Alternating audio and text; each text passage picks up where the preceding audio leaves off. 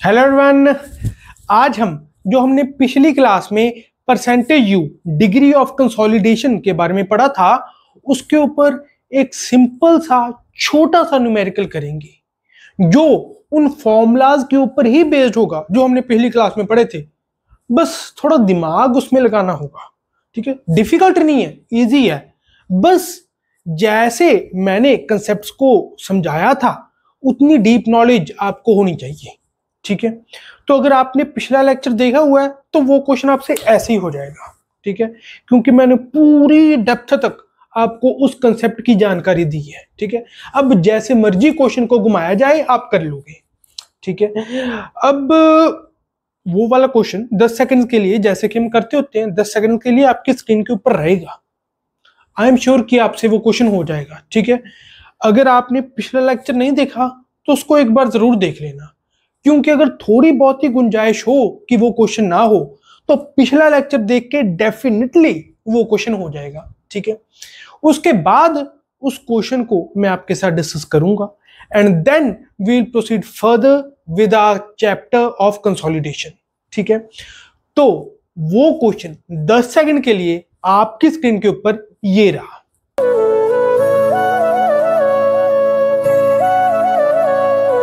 अब इस क्वेश्चन में हमको एक पॉइंट पी पे, जो कि हमारी क्ले लेयर का मिड पॉइंट है, उसके ऊपर total stress 150 kilo pascal, pore water pressure 25 kilo pascal given है। उसके बाद हमने क्या किया कि एक बिल्डिंग बनाई, उस बिल्डिंग ने उस पॉइंट पी के ऊपर जिसकी हम बात कर रहे हैं एक एडिशनल स्ट्रेस 100 किलो पास्कल की लगा दी, ठीक है।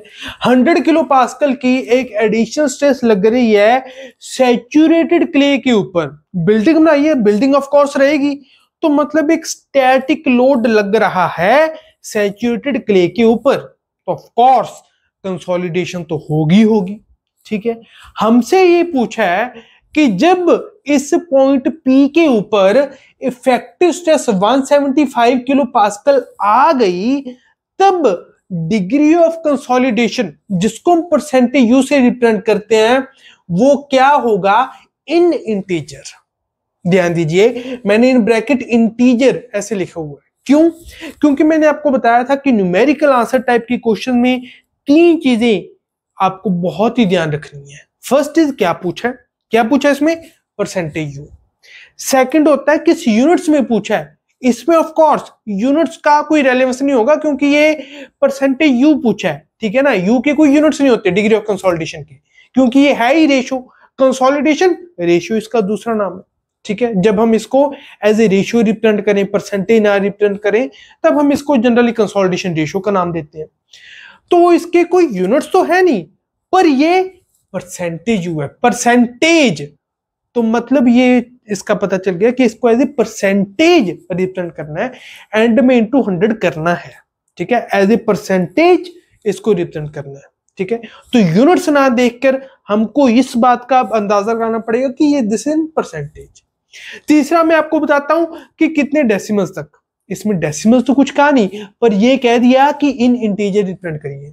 अगर आपने डेसिमल्स में लिख दिया 2 डेसिमल्स तक, आपने सारा आंसर सही निकाला, क्वेश्चन आपको अच्छी तरह आता है, आपने आंसर सही निकाला, पर आपने न्यूमेरिकल जो कीपैड होता है उस पे डेसिमल में आंसर अपना लिख दिया, तो आपका आंसर गलत हो जाएगा। ये 3 चीजें, क्या पूछा है, किस यूनिट्स में पूछा है, और कितने डेसिमल्स या इंटीजर में पूछा है, इन 3 चीजों का आपको बहुत ही ज्यादा ध्यान रखना पड़ेगा न्यूमेरिकल आंसर टाइप क्वेश्चन में। जो मैं आपको ये छोटी छोटी चीजें बता रहा हूं ना, इससे आपकी सिली मिस्टेक्स वो दूर होंगी, ठीक है। और आपको जो कैलकुलेशन करनी है वो साइंटिफिक कैलकुलेटर से ही कैलकुलेशन करनी है, ठीक है। नाउ अब इसमें जो परसेंटेज यू पूछा है, इसको पहले तो मैं, जो हमने डायरेक्ट मेथड किया था पिछली क्लास के, जो हमारा पिछला लेक्चर था उसके एंड में, उसमें जो एक आखिरी फॉर्मूला हमने किया था ना परसेंटेज यू को फाइंड करने का, पहले मैं उससे करूंगा परसेंटेज यू को फाइंड आउट, उससे तो बिल्कुल ही सीधा है। फिर मैं एक वो वाला मेथड करूंगा जो हमने दूसरा फॉर्मूला किया था इन terms of pore water pressure, फिर मैं उस मेथड से करूंगा, ठीक है। वो थोड़ा इंडायरेक्ट मेथड है, पर वो ज्यादा पॉपुलर फॉर्मूला है, तो इसलिए उससे भी मैं अपने क्वेश्चन को सॉल्व कर लूंगा। तो फर्स्ट मेथड, परसेंटेज यू को सॉल्व करने का, जो डायरेक्टली हमने लास्ट लेक्चर के लास्ट में फॉर्मूला किया था उसको लिख रहा हूं मैं। वो मैंने आपको लिखवाया था कि डेल्टा सिग्मा बार कितना होगा जब 100% डिग्री ऑफ कंसोलिडेशन हो जाए, वो नीचे लिख लो। ठीक है, ऊपर आ जाएगा कि अब जिस भी टाइम पे या जिस भी स्टेज पे परसेंटेज यू पूछा है उस स्टेज के ऊपर डेल्टा सिग्मा बार कितना है। ठीक है, किसी भी टी टाइम पे कितना है वो ऊपर आ जाएगा। तो क्योंकि इसको परसेंटेज में रिप्रेजेंट करना है तो इंटू 100 भी करना पड़ेगा। ठीक है, अब ये इन परसेंटेज आ जाएगा। डेल्टा सिग्मा बार 100 मतलब effective increase in effective stress when 100% consolidation हो जाए, वो कितनी होगी? जितना हमने ऊपर एडिशनल स्ट्रेस लगाया उतनी होगी। ठीक है, वो हमने एडिशनल स्ट्रेस कितना लगाया? 100 किलो पास्कल। तो जब कंसोलिडेशन कंप्लीट हो गई तो 100 किलो पास्कल पूरी की पूरी सॉलिड्स को ट्रांसफर हो जाएगी। मतलब delta sigma bar when 100% consolidation is achieved, then that delta sigma bar will be equal to उतना जितना डेल्टा सिग्मा, that is 100। इसको मैं थोड़ा सा सीधा कर देता हूं इन अ स्ट्रेट लाइन। अब ऊपर कितना है? Increase in effective stress eight time T, मतलब जिस स्टेज पे हमको परसेंटेज यू कैलकुलेट करना है। इंक्रीज इन इफेक्टिव स्ट्रेस, पहले ये तो कैलकुलेट कर लें कि इफेक्टिव स्ट्रेस है कितना, फिर उसके बाद इंक्रीज भी देख लेंगे। इफेक्टिव स्ट्रेस है कितना? सिग्मा बार कितना है? 150 माइनस 25। इनिशियल स्टेज की बात कर रहा हूं मैं, जब 0% डिग्री ऑफ कंसोलिडेशन है। कितना है? 150 minus 25, 125 kilo pascal. 125 kilo pascal. Okay, ठीक है। हमसे पूछा है जब इफेक्टिव स्ट्रेस 175 किलो पास्कल हो जाए, तब पूछा है जब 175। अब कितना है? 125।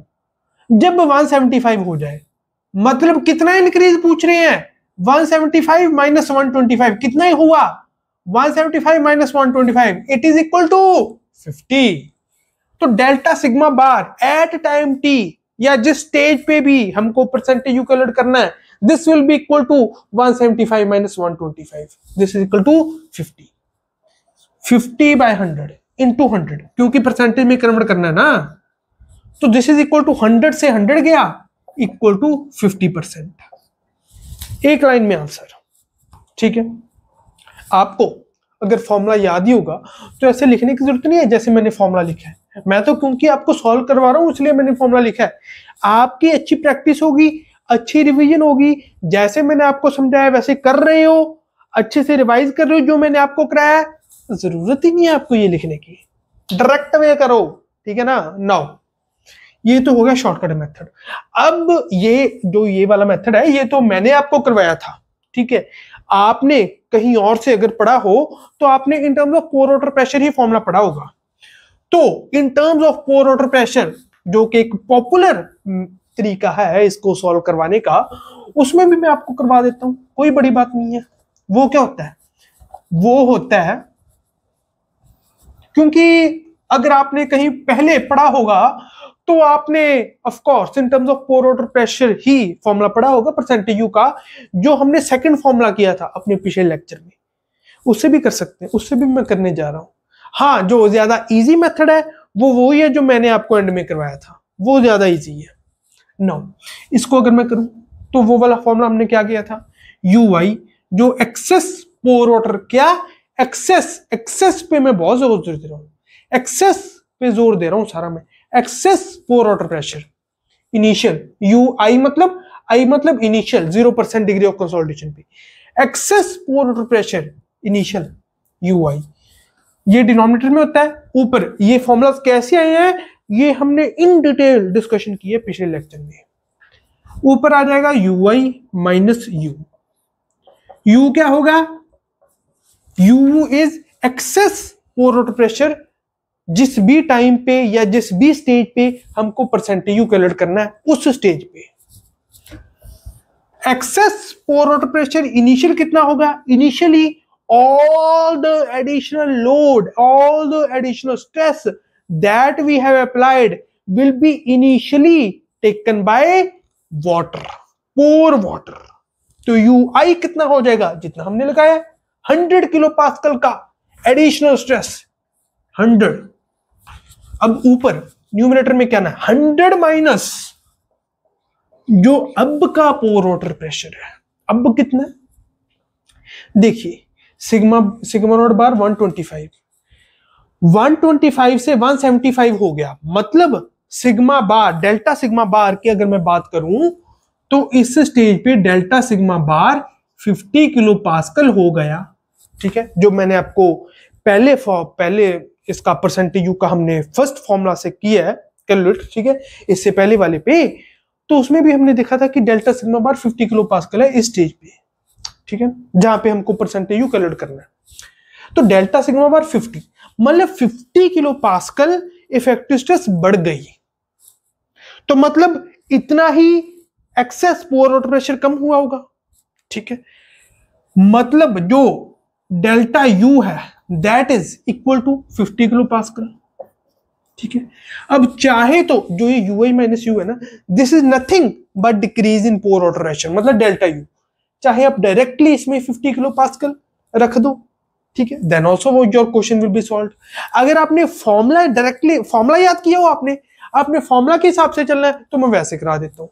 यू कितना होगा, मतलब excess pore water pressure at R stage, delta U is 50, ui was 100 minus कम हुआ ना, तो इसलिए 100 माइनस कम कितना हुआ 50 किलो पास्कल। जैसे मर्जी 1000 तरीके बता रहा हूं मैं आपको, जैसे मर्जी कैलकुलेट कर लो। इसके अलावा भी और भी तरीके हम फाइंड आउट कर सकते हैं। ठीक है, डायरेक्टली जैसे मैंने आपको बता रहा हूं ui माइनस यू की जगह डेल्टा यू सीधा रख लेते। जो आपने फॉर्मूला पढ़ा है अगर वैसे ही चलना है तो ui आपको पता है, यू फाइंड आउट कर लो 100 minus 50 equal to 50। Okay 50 into 100% कर लो। जैसे आपको कन्वीनियंट लगता ना वैसे कर लो, जैसे आपको आसानी लगे। ठीक है ना, हाँ अगर आपने कंसेप्ट को जैसे मैंने समझाया है पिछले लेक्चर में वैसे या मतलब अंडरस्टैंड किया हुआ है, फॉर्मूलाज को याद किया हुआ है, तो आपको ये करने की जरूरत ही नहीं पड़ेगी। जो ये सारा तामझाम है सारा स्किप कर दोगे आप। ठीक है ना, सीधा जो पिछले हमने इससे पहले वाले फॉर्मूले से किया है, this is the second method. ठीक है ना, this is the second method of solving percentage you. जो इससे पहले फर्स्ट मेथड से हमने परसेंटेज यू कैलकुलेट किया था, आप उससे कर लोगे। डिपेंड करता है आपकी कंसेप्ट की अंडरस्टैंडिंग कितनी डीपर है, उस पर डिपेंड करेगा, उतना ही आपका टाइम सेव हो जाएगा। नो, ये क्वेश्चन 1 मार्क का था जो कि गेट 2022 में पूछा गया था, वो हमने बड़ी ही आसानी से कैलकुलेट कर लिया। अब इस क्वेश्चन में जो हमारी क्ले की लेयर थी दैट वाज डबल ड्रेनेज। अगर सिंगल ड्रेनेज होती तब भी हमारा सॉल्व करने का तरीका, इस क्वेश्चन को अप्रोच करने का तरीका यही होता। एक्चुअल उसमें चेंजेस होती बहुत ज्यादा कि पोर वाटर प्रेशर कैसे वेरी कर रहा है। हमने आइसोक्रोन्स प्रॉपर ड्रॉ किए हुए हैं, मैंने आपको अच्छा पूरा लेक्चर ही इस पे स्पेंड किया हुआ है। हाँ, जो हमको इस क्वेश्चन की अगर मैं बात करूं तो इस क्वेश्चन में जो डेटा गिवन है और जो पूछा है उसके विद रिस्पेक्ट टू कोई ऐसा बात नहीं है कि उसकी जरूरत पड़ेगी हमको कि डबल ड्रेनेज है या सिंगल ड्रेनेज है। ठीक है, तो इसी के साथ हमारा ये वाला क्वेश्चन जो कि परसेंटेज यू मतलब डिग्री ऑफ कंसोलिडेशन से रिलेटेड था वो हो गया। 3 चीजें आपको बहुत ही ध्यान रखनी होगी जब भी न्यूमेरिकल आंसर टाइप क्वेश्चन है, राइट, वो हमने डिस्कस कर लिए। राइट, कौन सी चीज पूछी है, किस यूनिट्स में पूछी है, और कितने डेसिमल्स या इंटीजर या rounded off to nearest 5 near around nearest 5 5th place. ठीक है ना, rounded off to nearest multiple of 5 nearest multiple of 10 कैसे पूछी है, इस चीज का आपको बहुत ही ध्यान रखना होगा। अब इसके बाद अब हम देखेंगे हमारा कंसोलिडेशन का अगला topic which is time factor. TV बड़ा टीवी से हम इसको रिप्रेजेंट करते हैं। अब हम उस टॉपिक को देखते हैं, बहुत ही इंपॉर्टेंट डिस्कशन होने वाली है, उस पर ध्यान दीजिएगा। अब जो ये टाइम फैक्टर टीवी से हम जिसको रिप्रेजेंट कर रहे हैं टीवी, ये क्या होता है, ये एक पैरामीटर है। TV is just another parameter which relates degree of consolidation, जिसको हम परसेंटेज यू कह के आए हैं, and time required for that consolidation. कितनी डिग्री ऑफ कंसोलिडेशन है, मतलब परसेंटेज यू, और उसके कॉरस्पॉन्डिंग कितना टाइम है। हमने जब डिग्री ऑफ कंसोलिडेशन की बात करी थी तब हमने ये बात करी थी कि degree of consolidation percentage you का तभी मतलब है जब आप मुझे बताओ कि इस टाइम पे बताओ मुझे, या इस स्टेज पे बताओ कि कितनी डिग्री ऑफ कंसोलिडेशन है। जैसे जो हम अभी अभी क्वेश्चन करके आए हैं उसमें एक स्टेज हमको गिवन थी, ठीक है, एक स्टेज गिवन थी, तो ऑफ कोर्स उस स्टेज के कॉरस्पॉन्डिंग कोई ना कोई टाइम हो रहा होगा, ठीक है। जब हमने ऊपर से लोडिंग लगाई उसके कुछ टाइम बाद वो स्टेज आई होगी, ठीक है। वो टाइम कुछ कितना हो सकता है, 1 year 2 year, depending on the soil conditions. तो कहने का ये मतलब है कि जब भी हम परसेंटेज यू की बात करते हैं तब it is corresponding to a particular time, ठीक है। तो अब वो कॉरस्पॉन्डिंग कितना टाइम है उसको हम रिलेट कर सकते हैं परसेंटेज यू से, ठीक है। क्यों? क्योंकि हमारे पास एक पैरामीटर आ गया टीवी। ये जो पैरामीटर है टीवी, इसका एक फॉर्मूला है in terms of degree of consolidation percentage U, और इसका दूसरा फॉर्मूला है corresponding to time required for this percentage U. इन दो फॉर्मूलाज की मदद से जो परसेंटेज यू की टर्म्स में है और time required for that consolidation है, इन दो फॉर्मूलाज की मदद से हम दोनों के बीच में एक रिलेशन ढूंढ सकते हैं। और इन दोनों के बीच में एक रिलेशन बिल्ड करने के लिए एक ब्रिज का काम करता है ये टीवी, जिसको हम टाइम फैक्टर का नाम दे रहे हैं। अब इसके कौन कौन से फॉर्मूलाज हैं इन terms of percentage you and time required for that consolidation, वो हम अभी देखते हैं। पहले हम देखेंगे टीवी का formula in terms of degree of consolidation, जिसको हम परसेंटेज यू का नाम देते हैं। तो टीवी का formula in terms of percentage U will become equal to π/4 percentage U by 100 का स्क्वायर। पर इसमें एक कंडीशन है that percentage U should be less than और इक्वल टू 60%, तभी ये फॉर्मूला एप्लीकेबल है। अगर परसेंटेज यू मतलब degree of consolidation is less than और equal to 60%, this then only we can say that TV is equal to π/4 percentage U by 100 का square. अब इसको थोड़ा सा आसान भाषा में लिखने के लिए हम इसको ऐसे भी लिख सकते हैं that π/4 into U square, but here U is in fraction, here u is in fraction, ठीक है। मतलब अगर 60% है परसेंटेज u की वैल्यू, तो आप यहाँ पे u को 0.6 पुट करोगे, 50% है तो 0.5, 55% है तो 0.55, ठीक है। ऐसे याद करने में आसानी रहती है TV is equal to π/4 U square करके, ठीक है। मैंने भी इसको पर्सनली π/4 यू स्क्वायर करके याद किया हुआ है, राइट। अब इसका जो सेकंड फॉर्मूला है टीवी का, दिस इज, अब ये तो हो गया जब परसेंटेज यू की value less than equal to 60% आए, राइट। अब बात करते हैं हम जब परसेंटेज यू 60% से बढ़ जाता है फिर क्या होता है। Then its value will be equal to 1.781 minus 0.933 log of 100 minus percentage U. यहाँ पे आपको परसेंटेज की टर्म्स में ही परसेंटेज यू पुट करना है, ठीक है। लॉग ऑफ कोर्स अगर मैंने सिर्फ लॉग लिखा है then it is log to the base of 10, ठीक है। This is for percentage U greater than 60%। अगर 60% या उससे कम हुआ देन दिस फॉर्मूला, अगर उससे बढ़ गया then this formula 1.781 minus 0.933 log of 100 minus percentage U. अभी कुछ जगह पर ये फॉर्मूला 1.781 माइनस 0.933 लिखा होता है यहाँ पे, ठीक है ना। जहाँ पे मैंने 0.933 लिखा है ना, उसके बाद 2 भी लिखा होता है, पर मैं इसको ऐसे नहीं लिख रहा, मैं इसको डायरेक्ट माइनस 0.933 लिख रहा हूँ क्योंकि एक बार गेट में टीवी का फॉर्मूला आपको गिवन था कि टीवी अगर percentage U less than equal to 60% हुआ फिर आप ये वाला इस्तेमाल कर लेना, अगर परसेंटेज यू ग्रेटर देन 60% हुआ हम वो वाला क्वेश्चन करेंगे, अगर परसेंटेज यू ग्रेटर देन 60% हुआ फिर आप ये वाला फॉर्मूला कर लो। ठीक है, ये गेट में ऐसे क्वेश्चन दिया हुआ था और उस क्वेश्चन में टीवी की value for percentage U greater than 60% -0.933 ही था, यहाँ पे 9332 नहीं था। तो हम उसी हिसाब से चलेंगे जैसे आईआईटी के प्रोफेसर चल रहे हैं जो कि गेट का पेपर सेट कर रहे हैं। ठीक है, और गेट के पेपर के बेस पे जो लोअर लेवल एग्जाम्स होते हैं वो अपना पेपर सेट करते हैं। ठीक है ना, टीवी का ऐसे आपके पास एक फॉर्मूला आ गया जो कि परसेंटेज यू के कॉरस्पॉन्डिंग है। ठीक है, अब टीवी का हम फॉर्मूला देखेंगे in form of time, right. Time required for this percentage U या this percentage U depending on percentage U की वैल्यू क्या है, राइट। तो टीवी का formula in form of T अब हम देखने जा रहे हैं।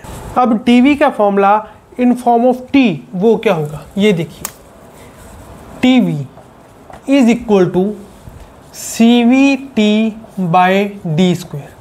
CV here is of course coefficient of consolidation.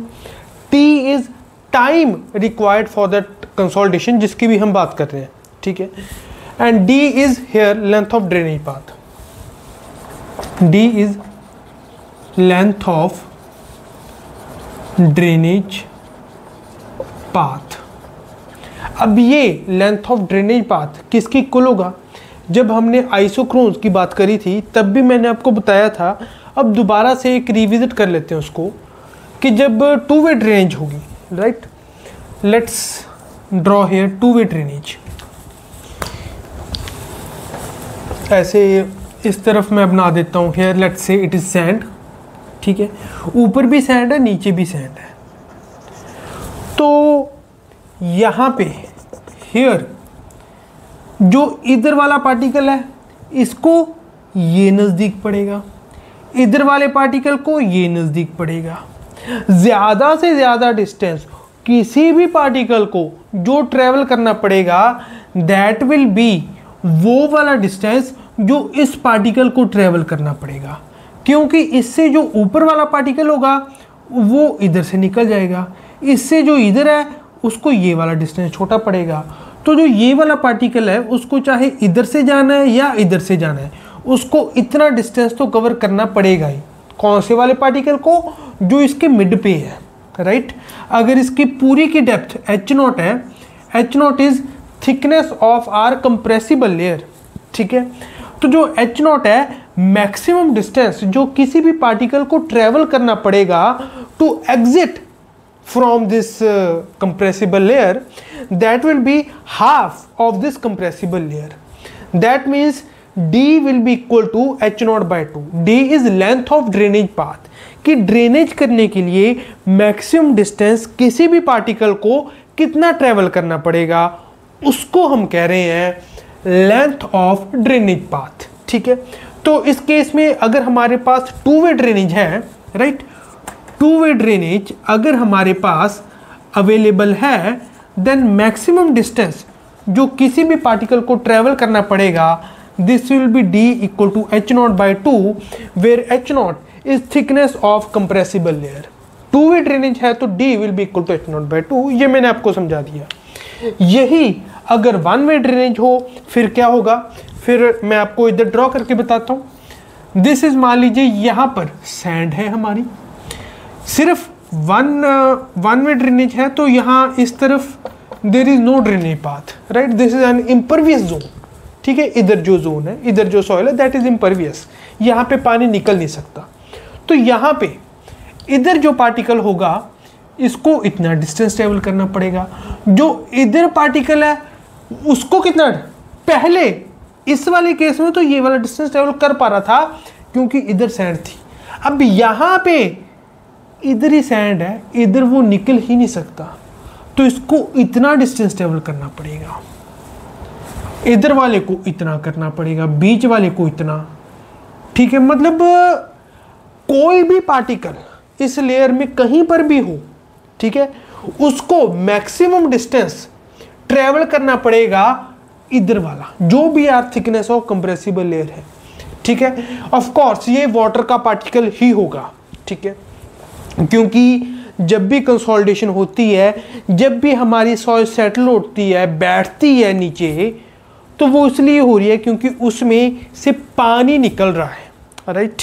Now if we are talking about consolidation of course, तो यहाँ पे H0 is thickness of compressible layer, तो मैक्सिमम डिस्टेंस जो किसी भी पार्टिकल को ट्रेवल करना पड़ेगा वो वाला होगा जो इस पार्टिकल को करना पड़ेगा, this will B H0.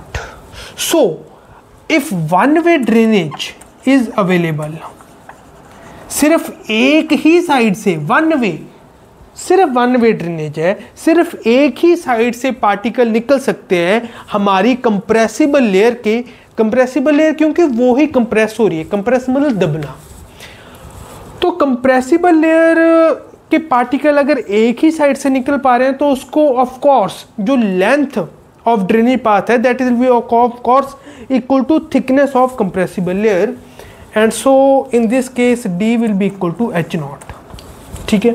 CV is coefficient of consolidation, इसका मैंने आपको फॉर्मूला बताया था कि CV का आप अलग से फॉर्मूला ना याद करो, जो आपने कोएफिशिएंट ऑफ परमेबिलिटी का फॉर्मूला याद करते हो इन टर्म्स ऑफ CV, उसी को याद रख लो। K is equal to MV CV gamma W। CV को अगर कोएफिशिएंट ऑफ परमेबिलिटी दिया हुआ है तो आप निकाल सकते हो K by MV gamma W करके, ठीक है। तो आप डायरेक्टली अलग अलग फॉर्मूले याद रखने के बजाय directly K is equal to MV CV gamma W formula याद रखो, ठीक है। तो CV का फॉर्मूला आप ऐसे आ जाएगा, ठीक है, K upon MV gamma W। K आपको गिवन होगा, MV अगर गिवन है that is very good, coefficient of volume condensability, अगर नहीं तो MV is equal to AV by 1 plus E0 करके आप निकाल सकते हो। AV भी गिवन है, वेरी गुड, AV नहीं गिवन तो AV is equal to delta E by delta sigma bar वाला फॉर्मूला लगा के आप AV निकाल सकते हो, ठीक है। डिपेंड करता है कि क्वेश्चनर आपसे कितना मेहनत करवा रहा है इन टर्म्स ऑफ फॉर्मूलाज, ठीक है, उसी पे डिपेंड करेगा कि हमको हमारा फॉर्मूला कितना तोड़ना पड़ रहा है, राइट। तो ऐसे हमारा टीवी का इन टर्म्स ऑफ टी भी फॉर्मूला आ जाता है। अब टीवी का इन टर्म्स ऑफ परसेंटेज यू भी आ गया, इन टर्म्स ऑफ टी भी आ गया, तो टी और परसेंटेज यू, टी ये वाला T, time required for consolidation and corresponding degree of consolidation, ये हम आपस में रिलेट कर लेंगे। कैसे, ये भी मैं आपको समझाता हूँ, पर आपको पहले मैं एक और इंफॉर्मेशन देना चाहता हूँ, वो ऐसे कि ये चीज़ तो आपको क्लियर होगी, ठीक है, कि टीवी का formula in terms of T है, T equal to CV T by D square. अब इसको इरेज करके मैं एक और फॉर्मूला लिखना चाहता हूँ जो हमने अभी अभी पढ़ा था ना, टीवी का formula in terms of percentage you, if percentage U is greater than 60%। उस फॉर्मूला को मैं दोबारा लिख के कोई आपको एक इंफॉर्मेशन देना चाहता हूँ। पहले उस इंफॉर्मेशन का एक बेस बनाऊंगा, फिर वो इंफॉर्मेशन मैं आपको डिलीवर करूंगा। देखिए, टीवी का हमने फॉर्मूला लिखा था, if percentage U is greater than 60% equal to 1.781 minus 0.933 log of 100 minus percentage U, log of cause to the base of 10। अगर मैं यहाँ पे ना भी लिखूँ तो then it is understood. Now this was if percentage U is greater than 60%। अब percentage U equal to 100% अगर हो जाए, फिर परसेंटेज यू इक्वल टू 100% का क्या मतलब है? परसेंटेज यू इक्वल टू 100% का ये मतलब है that degree of consolidation is 100%, मतलब जो हमारी कंसोलिडेशन है वो पूरी तरह कंप्लीट हो चुकी है। जितना सॉइल ने सेटल करना था अंडर दिस एडिशनल लोड जो हमने अपनी सैचुरेटेड क्ले के ऊपर लगाया है, वो सॉइल सेटल कर गया, कंसोलिडेशन जितनी होनी थी हो गई, राइट। ये मतलब है परसेंटेज यू इक्वल टू 100% का। अब इस परसेंटेज यू इक्वल टू 100% को अगर हम हमारे फॉर्मूला में रखें टीवी में, तो ये क्या आता है? Now this becomes TV is equal to 1.781 minus 0.933 log of 100 minus 100 equal to 0। Right, log based on 0 and log 0 की वैल्यू +1 +2 की मैथमेटिक्स में आप करते हो that log 0 is equal to e raise to the power minus is equal to minus infinity. ठीक है, वो तो तरीका होता है कि माइनस इन्फिनिटी कैसे आई, वो तरीका होता है e रेज टू पावर वगैरह करके, पर हमें इतनी डेप्थ तक अभी जाने की जरूरत नहीं है। तो log 0 की वैल्यू होती है माइनस इन्फिनिटी, राइट। तो यहाँ पे मैं वैल्यू पुट करता हूँ 1.781 minus of minus infinity, minus of minus infinity, this is 1.781 plus infinity, this is equal to infinity. तो यहाँ से आप देख पा रहे हो कि अगर हम अकॉर्डिंग टू फॉर्मूला चलें तो 100% कंसोलिडेशन के लिए टीवी की वैल्यू इनफाइनाइट आ रही है। अब टीवी की वैल्यू इनफाइनाइट आप इस वैल्यू में, इस फॉर्मूला में पुट करो तो क्या आएगा, infinite is equal to CVT by D square.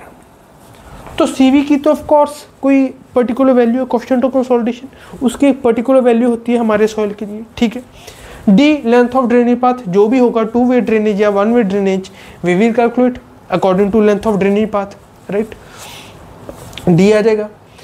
तो CV this is also finite, पता है हमको हमारी सॉइल का, D this is also finite. तो मतलब यहाँ से क्या आ रहा है कि T here time required for this consolidation, कौन सी 100% कंसोलिडेशन इज इनफाइनाइट, T की वैल्यू इन्फिनिटी आ गई, राइट।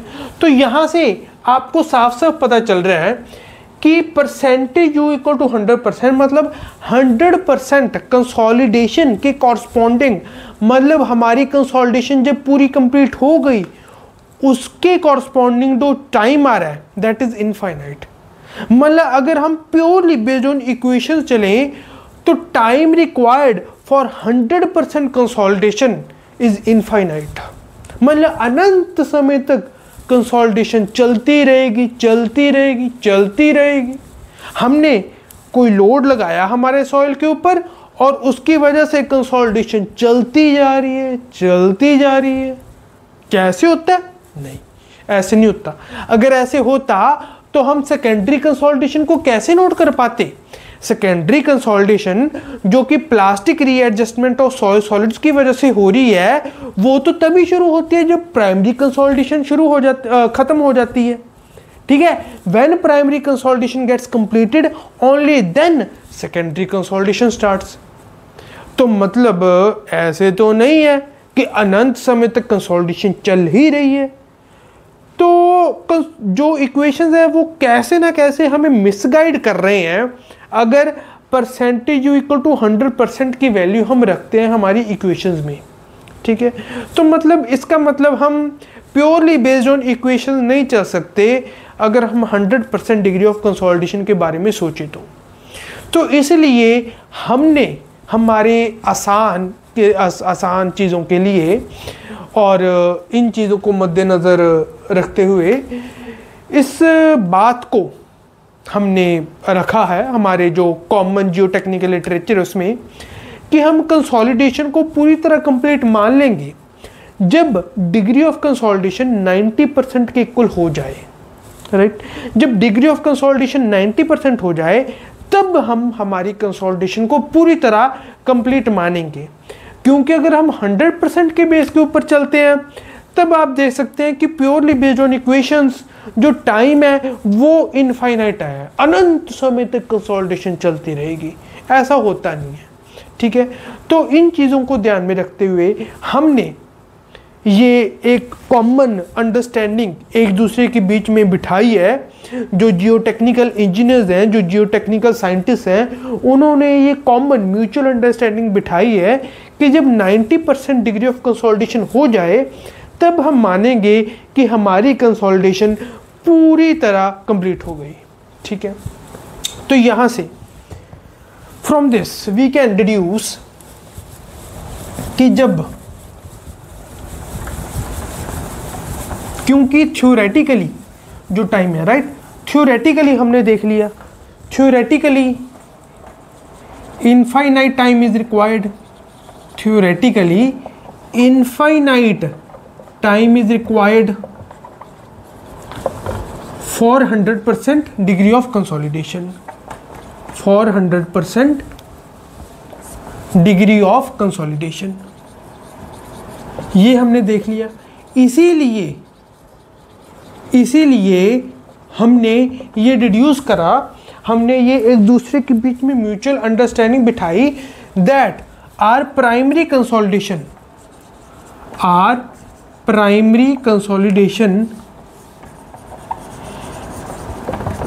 will be assumed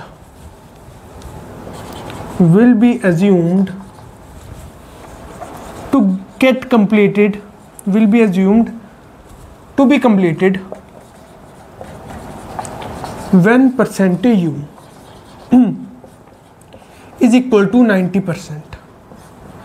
अब जो ये वाली चीज़ मैंने आपको लिखवाई है, ये ऑफ कोर्स गेट में भी पूछा जा सकता है और जो लोअर लेवल एग्ज़ाम्स होते हैं उनमें भी पूछा जा सकता है कि हम परसेंटेज यू की कौन सा परसेंटेज यू है जब हम हमारी जो कंसोलिडेशन है उसको कंप्लीट मानते हैं। So that percentage U degree of consolidation is equal to 90%, percentage U equal to 90%, right.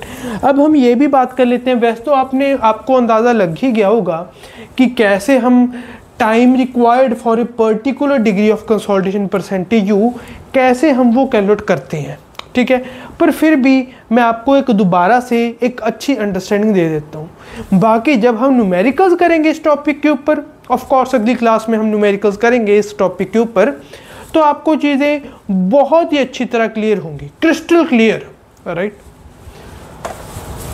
तो यहाँ पे मैं आपको एक बार अच्छी अंडरस्टैंडिंग दे देता हूँ, क्योंकि अगली क्लास में जब हम न्यूमेरिकल्स डिस्कस करेंगे तो एक बार तो मैं आपको ही मौका दूंगा ना न्यूमेरिकल्स करने के लिए, तो उसके लिए मैं आपको पहले प्रिपेयर करवा देता हूँ। अब ये देखिए, आप देखिए टाइम के इन टर्म्स ऑफ टाइम जो टाइम फैक्टर का फॉर्मूला होगा वो तो एक ही है, CVT/d²। जो और फॉर्मूलाज हैं वो हमने करे हैं T=π/4u² और जो दूसरे वाला 1.781, राइट।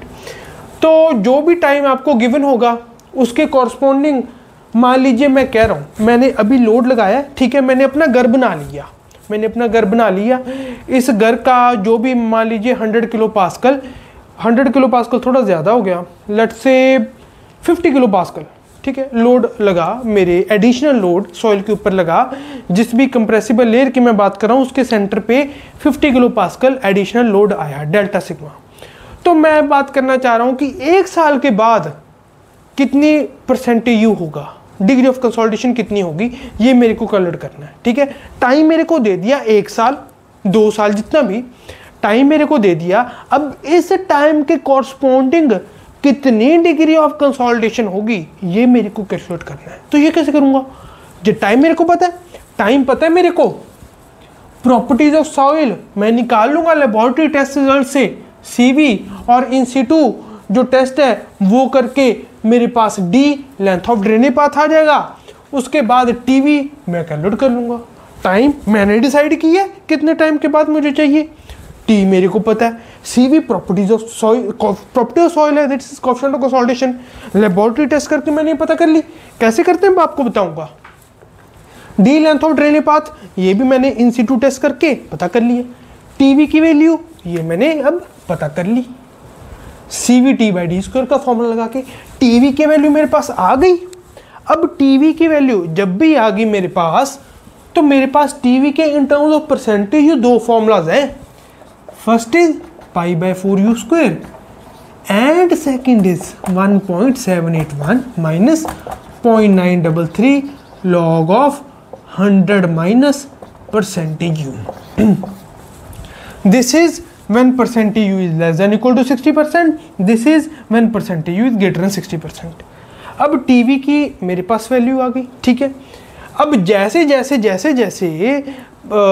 जब जो TV है उसकी वैल्यू बढ़ती रहेगी, राइट, तो वैसे परसेंटेज यू ऑफ कोर्स जो डिग्री ऑफ कंसोलिडेशन है उसकी वैल्यू बढ़ती रहेगी, ठीक है ना, क्योंकि डायरेक्ट कोरिलेशन है, क्योंकि जैसे जैसे टाइम बढ़ रहा है वैसे वैसे डिग्री ऑफ कंसोलिडेशन बढ़ रही है, जैसे जैसे टाइम बढ़ रहा है वैसे वैसे टीवी की वैल्यू बढ़ रही है, और जैसे जैसे टाइम बढ़ रहा है वैसे वैसे डिग्री ऑफ कंसोलिडेशन बढ़ रही है। मतलब टाइम के बढ़ने के साथ degree of consolidation, time factor सब कुछ बढ़ रहा है, ठीक है। तो अब जो एक डिफरेंस करने वाला फैक्टर है इन दोनों फॉर्मूलाज में, that is percentage U equal to 60%। तो इस परसेंटेज यू इक्वल टू 60% के कॉरस्पॉन्डिंग मैं टीवी की वैल्यू निकाल लेता हूँ। टीवी की वैल्यू क्या आ रही है, परसेंटेज यू इक्वल टू 60%, क्योंकि वो है ना differentiating factor between these two formulas, तो उसके कॉरस्पॉन्डिंग में वैल्यू निकाल लेता हूँ। लेट्स कैलकुलेट दिस टीवी की वैल्यू, π/4 इंटू 0.6 का स्क्वायर, 0.283, ओके 0.283, ठीक है, टीवी की वैल्यू 0.283। अब अगर टीवी की वैल्यू जो मैंने इधर से निकाली है वो 0.283 या उससे कम हुई, तो उसका मतलब है कि मेरा टीवी का ये वाला फॉर्मूला लगना है, ठीक है, क्योंकि percentage U equal to less than equal to 60% है, इसका ये मतलब बना।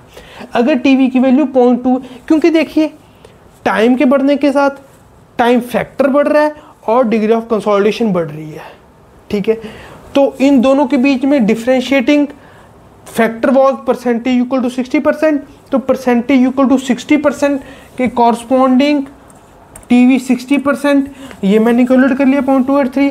अब अगर 0.283 से टीवी की वैल्यू कम है तो मतलब परसेंटेज यू कम है, किससे कम, 60%।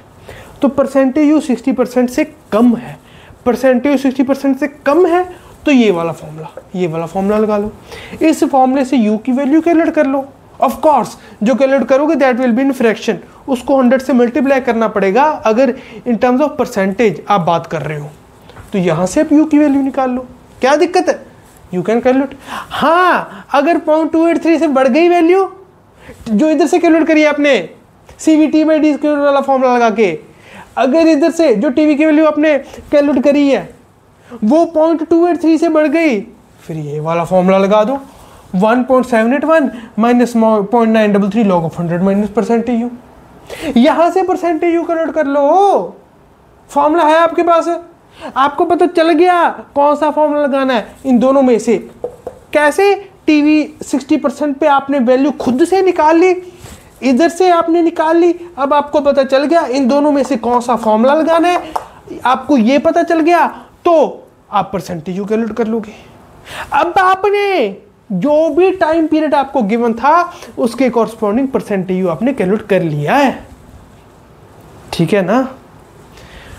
तो ऐसे बड़े ही आसानी से आप जो भी टाइम पीरियड आपको गिवन है उससे टीवी की वैल्यू कैलकुलेट करके फिर देख के कि कौन सा फॉर्मूला लगाना दोनों में से, आप परसेंटेज यू मतलब डिग्री ऑफ कंसोलिडेशन कैलकुलेट कर लोगे।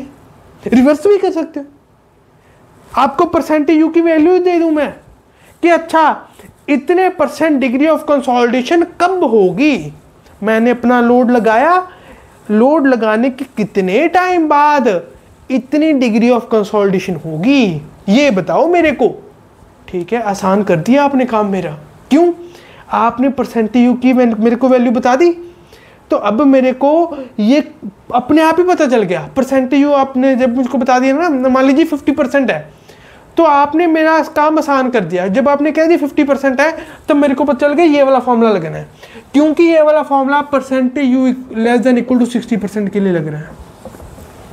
आपने कह दिया 50% के कॉरस्पॉन्डिंग मुझे टाइम बताओ कब होगी 50% डिग्री ऑफ कंसोलिडेशन, तो जब आपने 50% कह दिया आपने काम आसान बना दिया।